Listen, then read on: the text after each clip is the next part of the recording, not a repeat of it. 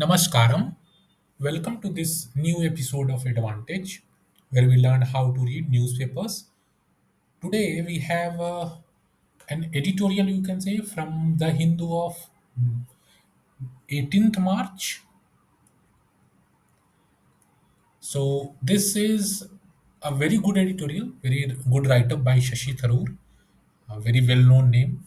It is a land where ambition grows minus an outbound ticket. This article is basically around migration, international migration, why and how people are leaving India to settle in US particularly, and also like what are the challenges they are facing, and all this in the recent context, wherein some Indian nationals who have been like staying illegally in US have been deported back to India, and the way they were deported back to India is being considered as a kind of very humiliating. So this article is all about. This is the introductory line telling like कि unceremonious repatriation. Repatriation का मतलब पता होना चाहिए आपको, like repatriate मतलब illegally staying in US तो उनको वापस इंडिया भेज दिया गया, that is called repatriation.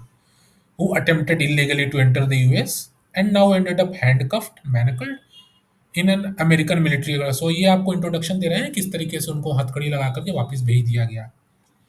Migration after all is not merely a policy issue, it is a human story woven into our collective memories and dreams.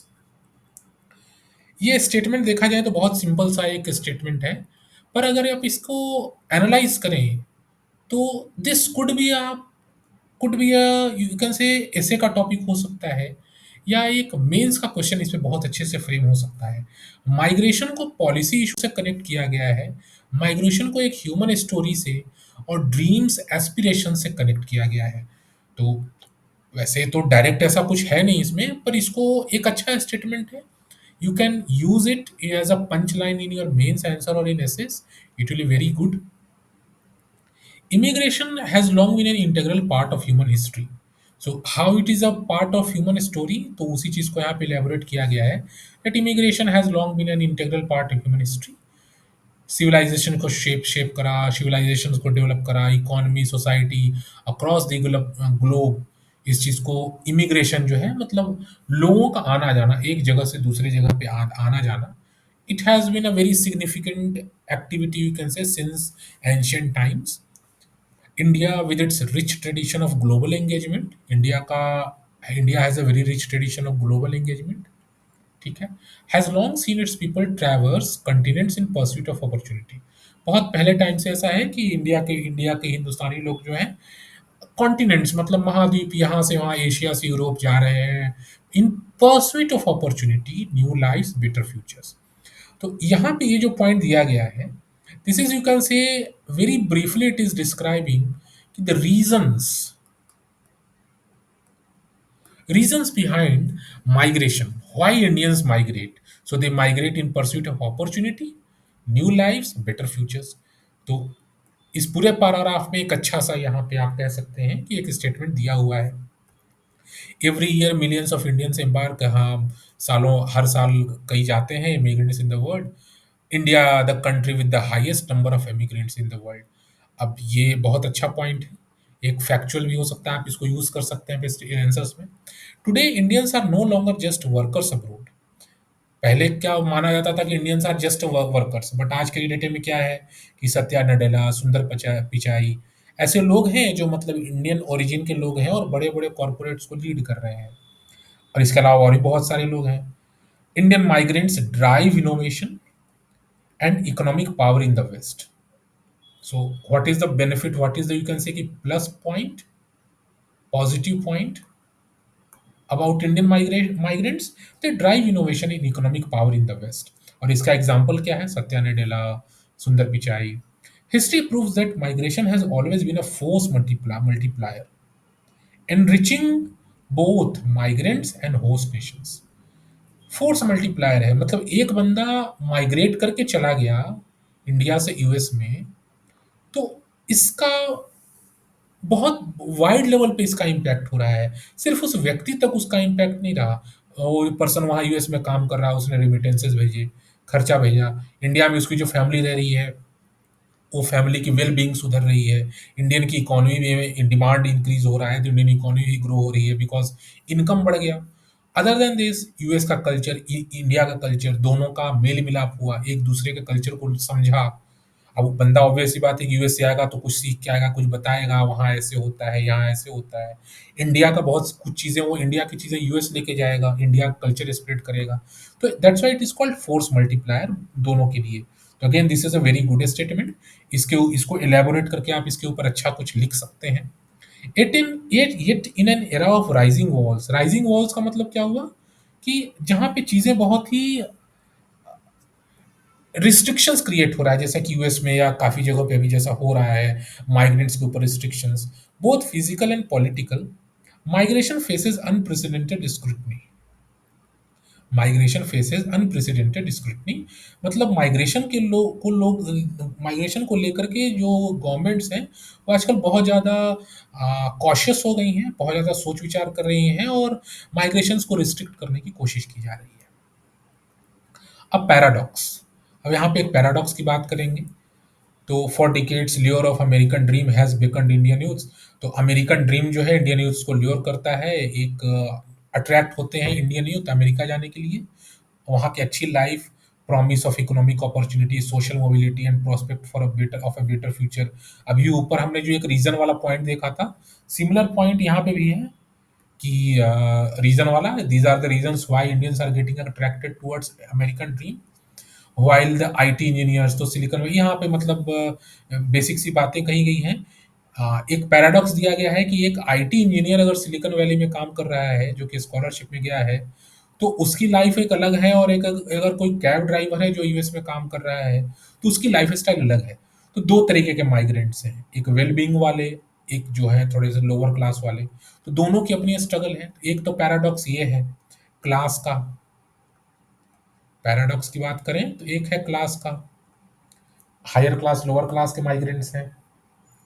But these illegal migrants are not fugitives but opportunity seekers. अब क्या होता है कि अगर कोई cab driver है, वहाँ पे काम कर रहा है, जैसे किसी तरह पहुँच गया यूएस में अच्छी अपॉर्चुनिटी की तलाश में, पर वो पकड़ा गया कि ये तो इलीगल है, यहाँ पे गैर कानूनी तरीके से यूएस में घुसा है, तो और उसको डिपोर्ट किया जा रहा है, वापस इंडिया भेजा जा रहा है, उसे मैन हैंडल किया जा रहा है। तो राइटर साहब बता रहे हैं यहाँ पे कि इस बात को समझना चाहिए कि दे आर नॉट फुजिटिव्स, भगोड़े नहीं है, कोई क्राइम करके नहीं भाग गए हैं यूएस। वो यूएस गए and they are opportunity seekers, अच्छी अपॉर्चुनिटी की तलाश में गए हैं वो। तो और ताकि अपना प्रॉस्पेरिटी को देख सकें, अपनी जिंदगी जिंदगी में खुशहाली ला सकें, तो इस चीज़ का थोड़ा सा पर्सपेक्टिव चेंज करना चाहिए। रेमिटेंसेस की बात की जा रही है, इंडिया में जो रेमिटेंसेस आ रहे हैं वहाँ से, उसकी एक अलग यूटिलिटी है। और दूसरी चीज़ है कि replicate the success of relatives abroad.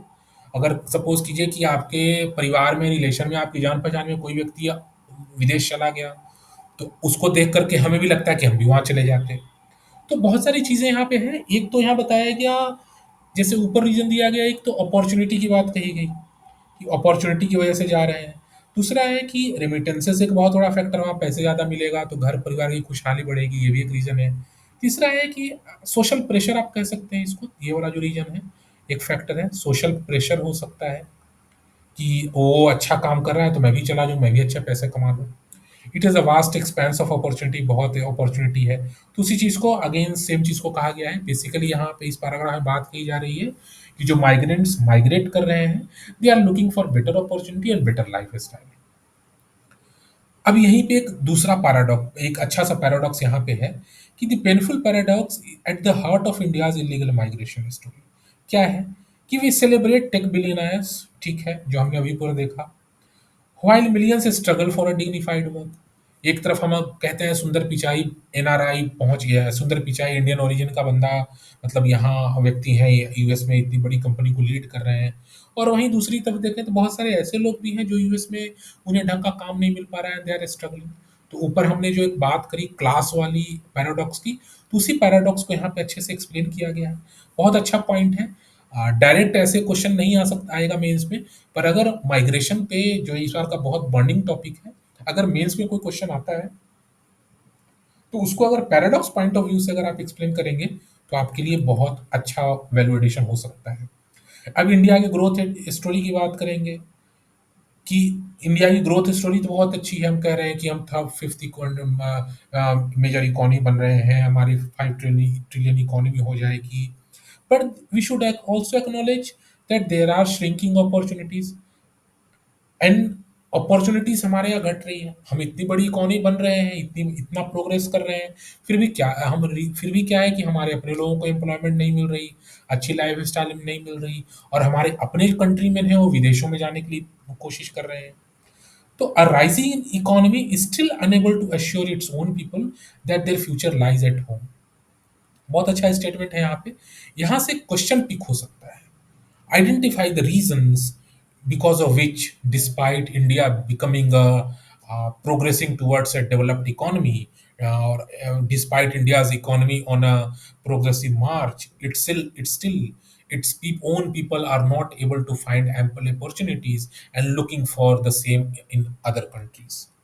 तो ऐसे स्टेटमेंट का क्या वैसे रीजन है जिसकी वजह से कि हम ग्रो तो कर रहे हैं, हमारी इकोनॉमी बढ़ रही है, बट फिर भी हमारे अपने लोग are not able to find better opportunities. तो ये बहुत अच्छा पॉइंट है। तो ये पूरा पैराग्राफ आपके लिए इंपॉर्टेंट हो गया। बट हाँ, डायरेक्ट ऐसा कुछ नहीं कहा गया है, एनालिटिकल चीजें दी गई है। यहाँ से आपको चीजों को समझ के उनको अप्लाई करने की जरूरत है। The lure for foreign shores, the lure जो दिखने में जो लालच आ रहा है, दिखने में जो लोभ आ रहा है कि हम चलते हैं फॉरेन शोर्स की तरफ, फॉरेन किनारों की तरफ, इज समटाइम्स अबाउट एम्बिशन। कभी कभी हम एम्बिशन के लिए जाने चाहते हैं और कभी कभी सर्वाइवल के लिए। सर्वाइवल मतलब हमारे देश में कुछ मिला नहीं तो सोचा चलो यार बाहर ही जाकर रोजी रोटी का जुगाड़ कर लें। एम्बिशन मतलब ठीक है इंडिया में तो कर रहे हैं लेकिन बाहर जाएंगे तो कुछ ज़्यादा अच्छा करेंगे। तो या तो हमारा लक्ष्य बहुत बड़ा हो रहा है, हमारा मतलब लोगों का जो बाहर जाना चाह रहे हैं, या तो उनके सर्वाइवल पे क्वेश्चन मार्क है इसलिए बाहर जाना चाह रहे हैं। This has birth at thriving network of unscrupulous agents. अब यहाँ पे जो इलीगल माइग्रेशन का जो चक्कर है कि अगर डिमांड बढ़ गई बाहर जाने वाले, विदेश जाने वाले लोगों की, तो क्या है कि ऐसे बिचौलिए आ जाएंगे जो गलत तरीके से पैसा बनाने और पैसा कमाने की कोशिश करेंगे। विविंग फैंटेसीज, बड़े बड़े सपने दिखा दिया, और वेस्टर्न रिचेस, विदेशी लाइफ़स्टाइल का बड़ा-बड़ा सपना दिखा करके लोगों को कन्विंस कर रहे हैं, भारतीय लोगों को कन्विंस कर रहे हैं।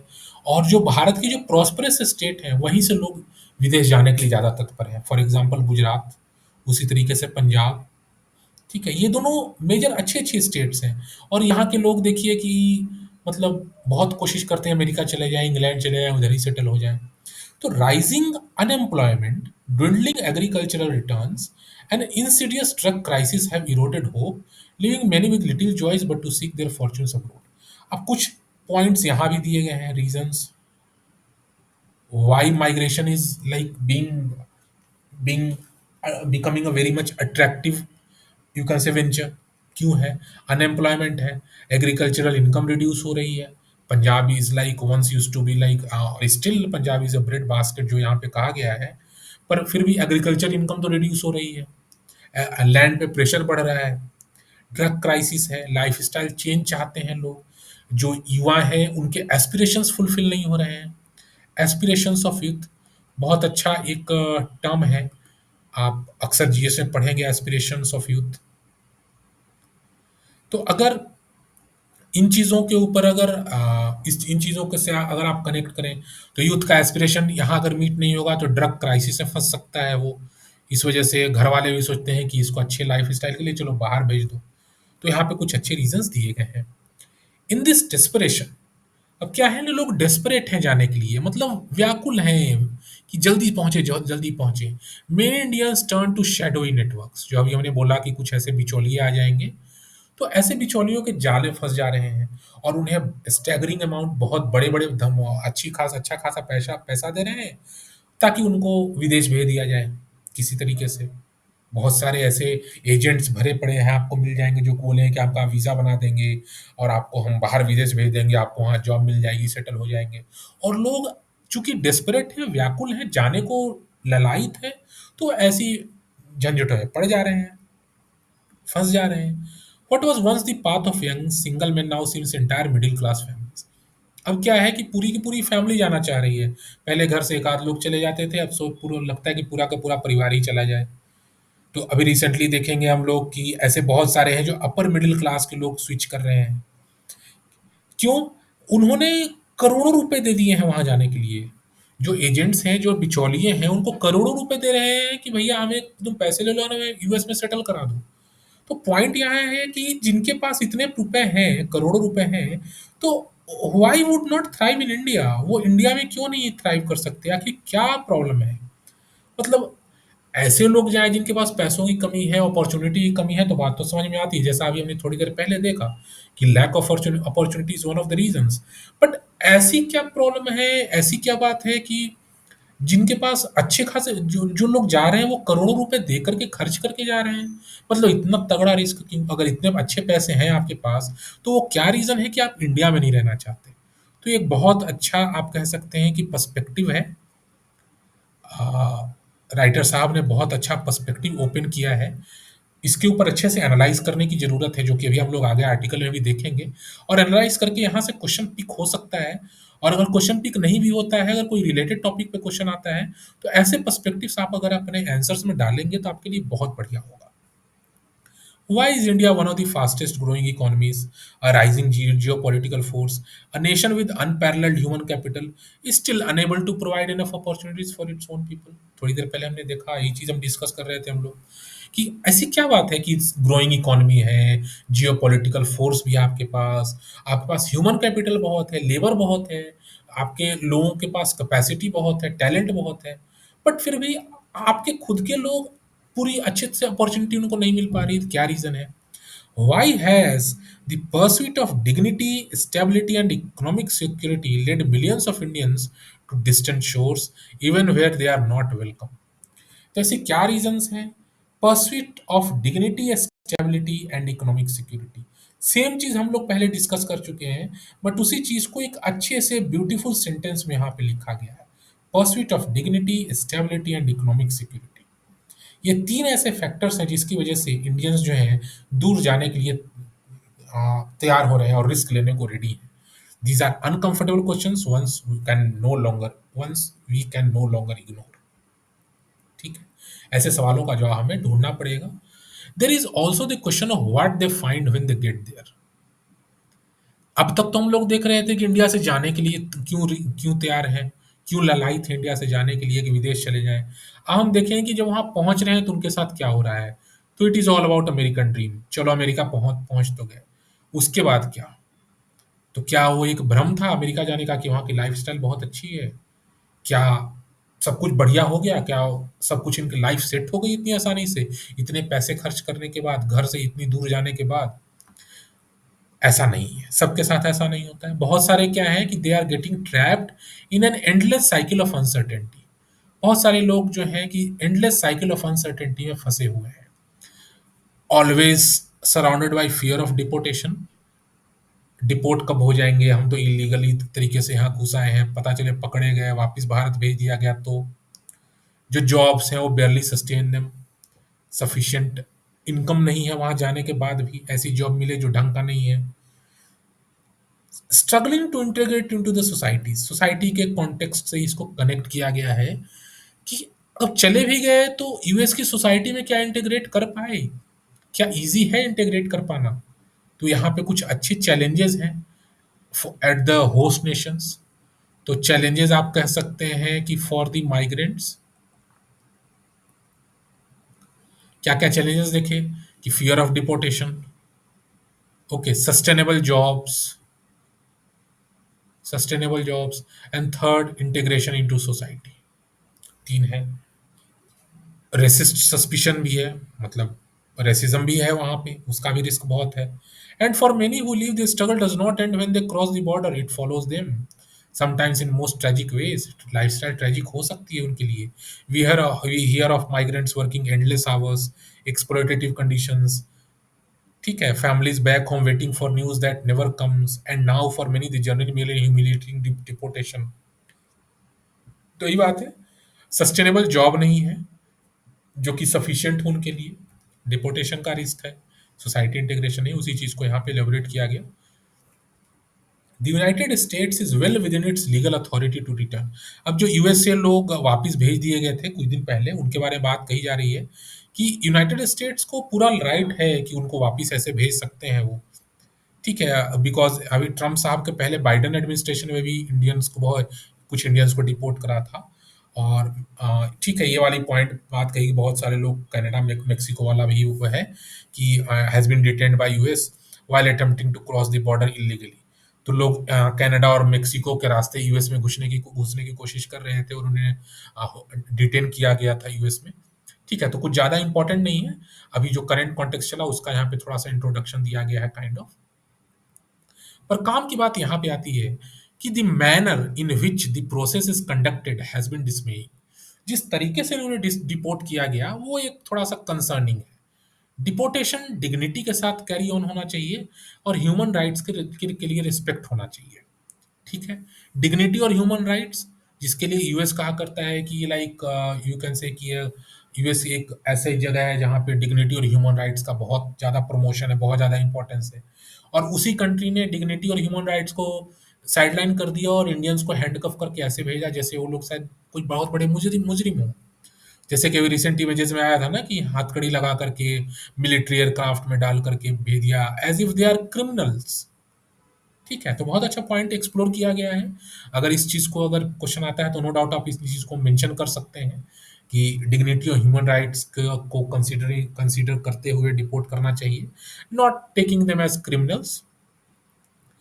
ठीक है, कोलंबिया मेक्सिको ने इन चीज़ों का अपोज करा, रिजेक्ट करा, बट इंडिया की तरफ से ऐसा सच कुछ नहीं आया। अगेन ये चीज़ें उतनी ज़्यादा इंपॉर्टेंट नहीं है, आप इग्नोर कर सकते हैं। Humiliating individuals to deter other serves no justice purpose. हाँ, यहाँ पे काम की चीज़ है कि आखिर यूएस ने ह्यूमिलिएट किया क्यों ऐसे इंडिविजुअल्स को, या क्या ह्यूमिलिएशन इंपॉर्टेंट है। इन चीज़ों के ऊपर आप पॉजिटिव और निगेटिव दोनों एस्पेक्ट पे पॉइंट्स कलेक्ट कर लीजिए।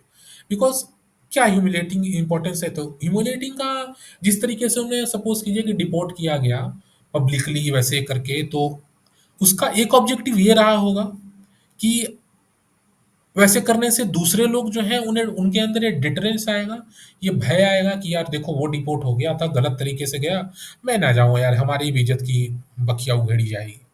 ये एक पॉजिटिव एस्पेक्ट हो सकता है। पर यहाँ पे कहा जा रहा है कि it is not always true. ऐसा नहीं हो सकता है कि हर बार लोग डिटर ही हों। कि अगर क्योंकि अगर इल्लीगली अगर आप डिपोर्ट कर भी देते हैं इल्लीगल माइग्रेंट्स को, फिर भी चांसेस हैं कि लोगों के अंदर वो रिस्क लेने की वो चीज़ कमेगी नहीं। हाँ, चलो कुछ लोग अगर ना भी जाएँगे लेकिन फिर भी बाकी लोग रिस्क लेने के लिए तैयार रहेंगे। तो यहाँ पे एक अच्छा पॉइंट कहा गया है कि डू यू थिंक, सपोज़ कीजिए आपसे ऐसे को क्वेश्चन पूछा जाता है कि do you think that kind of deportation by handcuffing is justified? What is your stand? तो ऐसे करके यहाँ पे कुछ पॉइंट्स यहाँ पे आप कलेक्ट करके दे सकते हैं। We must ask, should a democracy treat another citizens this way? ठीक है। डज बॉर्डर इन्फोर्समेंट, तो यहाँ पे कुछ क्वेश्चन राइटर साहब पूछ रहे हैं कि अमेरिका के ऊपर क्वेश्चन मार्क लगा रहे हैं, क्या उसने सही किया, वो भी एक डेमोक्रेसी है क्या? एक अपने आप कह सकते हैं कि जो उसका एक अच्छा पार्टनर कंट्री है उसके सिटीजन्स के साथ ऐसा ट्रीट करना क्या अच्छी बात है? India does not and should not endorse illegal immigration. We cannot be silent spectators. Mistreatment of our citizens. अब हमारे अब ऐसा कहा जा रहा है कि हमारे सिटीजन्स के साथ मिसट्रीटमेंट हुआ है, उन्हें सम्मान के साथ डिपोर्ट नहीं किया गया है। अब तो राइटर साहब कह रहे हैं कि we can not be silent spectators, हमें इसका विरोध रजिस्टर करना चाहिए। ठीक है, आप ऐसे नहीं लिख सकते आंसर्स में, अगर आपको क्वेश्चन आता है तो थोड़ा टोन डाउन करके लिख सकते हैं that we can not be no doubt this is kind of a mistreatment. Indian government may consider registering its protest, registering may convey its concerns to the US authorities कि भैया आप ऐसे नहीं करना चाहिए, आपको थोड़ा सोच समझ के करो, हमारी भी इज्जत है। A nation's stature is not just economic clout, international reach, but a respect for its passport commands. ठीक है, कुछ खास इंपॉर्टेंट नहीं है। सिर्फ इकोनॉमिक क्लाउट और इंटरनेशनल रीच से किसी नेशन का ओहदा नहीं पता चलता, उसके पासपोर्ट की पावर से ही पता चलता है। True global engagement is not just about alliances and trade deals. It is about setting an unwavering standard. Wherever an Indian stands, their nation stands with them. बहुत अच्छी पॉइंट यहाँ पे कही गई है। अब सपोज कीजिए कि इस चीज़ को आप ऐसे कनेक्ट कीजिए कि ये डिपोर्टेशन वाला इशू है। डिपोर्टेशन इशू को आप कनेक्ट कीजिए आईआर से। डिपोर्टेशन को आईआर से कनेक्ट कीजिए। अब सपोज कीजिए कि इंडिया और यूएस रिलेशंस पे एक क्वेश्चन आता है, और इंडिया यूएस बायलेटरल रिलेशंस पे क्वेश्चन आता है। उसको वो तो आई का आईआर का क्वेश्चन हो गया। अब उस क्वेश्चन में if you are opening the dimension of migrants, ये जो माइग्रेंट्स का डायमेंशन आप ओपन करेंगे उस क्वेश्चन में, वो आपके लिए एक बहुत बड़ा वैल्यू एडिशन हो जाएगा। कैसे ओपन करेंगे? तो उसमें ऐसे ओपन करना है कि आप पॉइंट दे सकते हैं कि इंडिया के जो माइग्रेंट्स हैं, डजंट मैटर वो माइग्रेंट्स वैसे कैसे पहुंचे वहां, अपॉर्चुनिटी की तलाश है पहुंचे। यूएस जो उसको जो काम के लोग लग रहे हैं उनको तो बहुत सम्मान दे रहा है, जो उनको काम के लोग नहीं लग रहे हैं उनको लात मार के बाहर कर रहा है बिना सम्मान दिए। तो इंडिया को अपने सिटीजन्स के लिए सपोर्ट में खड़ा होना चाहिए। और अगर इंडिया यूएस रिलेशंस की हम बात करते हैं, तो ऐसे मुद्दों को इंडियन गवर्नमेंट को यूएस के सामने उठाना चाहिए। तो एक बहुत अच्छा सा इंपॉर्टेंट पॉइंट यहाँ पे दिया गया है। You should connect, you should explore this dimension as well. एक और पैराडॉक्स क्या है? We hail the aspirational young Indian but he prefers to fulfil his aspirations abroad. हम इंडियन यंग इंडियंस के एस्पिरेशंस की बात करते हैं, पर वही यंग इंडियंस जो हैं विदेश जाने के लिए परेशान हैं। India must not be a place migrants be forced to return to, but one they want to return to. एक पैराडॉक्स हमने ऊपर क्लास वाला देखा था। एक दूसरा पैराडॉक्स क्या है? फोर्स्ड टू रिटर्न, जबरदस्ती इंडिया भेजा जा रहा है। या हम इंडिया को, भारत को ऐसा देश बनाएं कि उसको देख कर के लोग भारत में सेटल होना चाहें। तो दो तरीके का पैराडॉक्स है, जबरदस्ती भेजना और इच्छा से आना। Those coming back are not just deportees but skilled, ambitious individuals whose aspirations can drive India's growth. ये एक तरीका का वे फॉरवर्ड है आपके लिए कि जो लोग यूएस से वापस लाए जा रहे हैं उनके पास कुछ स्किल सेट है, उन्होंने कुछ सीखा है, उनके पास ऑलरेडी कुछ स्किल होगा, यूएस में जाकर के भी कुछ सीखा होगा उन्होंने। And they are ambitious individuals, जिसके पास एम्बिशन है उस एम्बिशन को आप सही से लेवरेज कीजिए, उस एम्बिशन को सही से यूटिलाइज कीजिए। और वही वैसे लोग हैं, उनके एस्पिरेशन से इंडिया की ग्रोथ के लिए एक बहुत स्ट्रांग व्हील बन सकते हैं। बहुत अच्छा वे फॉरवर्ड यहाँ पे दिया गया है। We must make opportunities accessible to all, not concentrated among the privileged. Opportunities हैं, सबको मिले, सबको अपॉर्चुनिटी पे अधिकार हो, कुछ प्रिविलेज लोगों को ही ना मिले। Inclusive growth, innovation, investments in infrastructure, education and entrepreneurship must be national imperatives. Again एक वे फॉरवर्ड है। अगर आपसे पूछता है, एग्जाम में क्वेश्चन आता है कि suggest the method, suggest the ways how to utilize those people or how to meet the aspirations of the and ambitious individuals, तो उस केस में बता सकते हैं आप कि ग्रोथ इंक्लूसिव रखिए, डिस्पैरिटी मत रखिए, रीजनल डिस्पैरिटी मत रखिए, सब लोगों को अपॉर्चुनिटी मिले, इनोवेशन पे, इंफ्रास्ट्रक्चर पे, एजुकेशन पे इन्वेस्टमेंट कीजिए, एंटरप्रेन्योरशिप को बढ़ावा दीजिए, प्रमोट कीजिए और लोगों को वेल्थ क्रिएटर्स बनाइए। तो कुछ अच्छी पॉइंट दी गई है यहाँ पे। More than just jobs, India must offer careers. अब करियर और जॉब में क्या डिफरेंस है? सोचने वाली बात आ गई। जॉब हो गई जहाँ आप सिर्फ नौकरी करते हैं, करियर ऐसी हो गई जहाँ आप अपने आप को सिर्फ एक नौकरी के रूप में नहीं देखते, आप देखते हैं कि वहाँ पे आपका ग्रोथ जुड़ा हुआ है, आपका वहाँ पे कुछ लॉन्ग टर्म वहाँ पे एसोसिएशन आप करना चाहते हैं, दैट इज कॉल्ड करियर। जो आपका पैशन से रिलेटेड है, जहाँ एक्चुअली आपको कुछ करने में खुशी मिलती है, आपको संतुष्टि मिलती है, that inspires people to stay, build and invest in their future here. तो ऐसे हमें कंट्री बनाने के ऊपर ध्यान देना चाहिए, यही बात यहाँ पे कही गई है। As the world builds walls, India must build bridges। ठीक है। अगर दूसरे देश अगर रिस्ट्रिक्शन लगा रहे हैं, तो इंडिया अपनी कंट्री के अंदर, अपने बॉर्डर्स के अंदर ऐसी अपॉर्चुनिटीज पैदा करे, ऐसी अपॉर्चुनिटीज को डेवलप करे, प्रमोट करे, जिससे कि लोग अट्रैक्ट हो इंडिया के प्रति और आने की कोशिश करें। तो उससे क्या होगा कि we have build a bridges, हमने ऐसा रास्ता तैयार कर दिया कि लोग आने को तैयार हैं इंडिया में। Bridges to opportunities, prosperity and a future where migration is an option, not a necessity। ऐसे ऐसे जो की टर्म्स है ना, मतलब ऐसे ऐसे जो पंचिंग लाइंस है ना, इनको ना आप कहीं नोट करके रखेंगे ना तो बहुत यूजफुल होगा आपके लिए। Migration should not be an option but a necessity. अब इसके ऊपर क्या है ना कि एक ऐसे का टॉपिक बन सकता है ये, या सिंपल एक क्वेश्चन फ्रेम हो सकता है मेंस का। Migration migration should be an option not a necessity. Justify your stand, what do you think, critical analyze. तो ऐसे ऐसे की टर्म्स आइडेंटिफाई किया कीजिए अपने whenever you are reading newspapers. India is to truly rise, it must become a nation where people do not feel compelled to live but empowered to stay. जैसा हम अभी अपने ऊपर देखा था थोड़ी देर पहले, force to return and need to return, want to return, वही वाली चीज यहाँ पर रिपीट कही गई है। India must not just be the world's largest exporter of talent, but a magnet for it, a place where ambition flourishes without an outbound ticket, where success is celebrated at home, and where prosperity is not a foreign fantasy but a reality shaped on our own soil. तो जो जब चीज़ हमने पढ़ी उसी को एक sentence में conclude करने की कोशिश की जा रही है कि हम सिर्फ एक्सपोर्टर ऑफ टैलेंट ना रहें। अगेन एक बहुत अच्छा फ्रेज है, यहाँ पे टर्म है एक्सपोर्टर ऑफ टैलेंट। हमें मैग्नेट भी रहे, टैलेंट का मैग्नेट भी बने हम। मतलब why should be always be like कि इंडियंस ही बाहर जाए। हम अपनी कंट्री हमारी इतनी अच्छी हो जाए कि बाहर का टैलेंट हमारे यहाँ भी आने को उत्सुक रहे, लगे India is a land of opportunity, let's settle in India. तो वो बात कहते हैं ना कि जैसे ब्रेन ड्रेन एक जैसे होता था पहले, चलता है आज भी चलता है brain drain.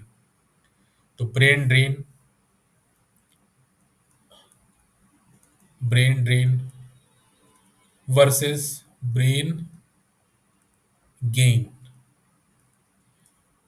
Good minds, capable minds का ड्रेन हो रहा है, मतलब यहाँ से ही इंडिया से निकल के यूएस में सेटल हो गए, दूसरी कंट्रीज में सेटल हो गए। ये बहुत पुराना चैलेंज रहा है इंडिया के लिए, जिसकी वजह से यहाँ के लोग अपॉर्चुनिटी की तलाश में बाहर चले जाते हैं।